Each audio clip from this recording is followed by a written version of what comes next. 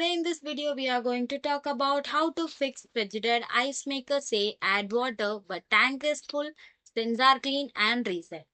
Fix one power reset. This resolve many false error message. First of all, you have to turn off the ice maker. Then you have to disconnect it from the power source. Wait for 10 to 15 seconds. Then you have to reconnect with the power and turn it back on. Fix 2. Remove and reset the water tank. You have to remove the water tank entirely. Then you have to empty its water.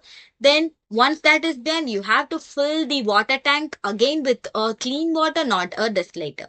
Reinsert the tank securely. You have to press down until it fully settled. Fix 3. Check the tank wall. Under the tank, it is located with a spring-loaded valve. You have to slightly press with your finger. It should move smoothly and water to flow. If it's stuck, you have to rise it with a warm water. Washing with a warm water will help to remove a mineral deposit. Fix 4. Clean the water sensor. Disconnect the ice maker, then take out the tank. Then you have to find the water level sensor, a small metal pop or a plastic tube.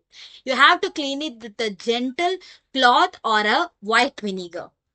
Fix 5. Check the reservoir lid seal. Some model have a lid with a sensor ring or a magnet. Misalignment or a dirt on a lid can lead the improper closure. Improper closure may result in a false no water reading. Ensure the lid is clean and press it down firmly for a proper seal. This will help you to resolve the issue. Thanks for watching.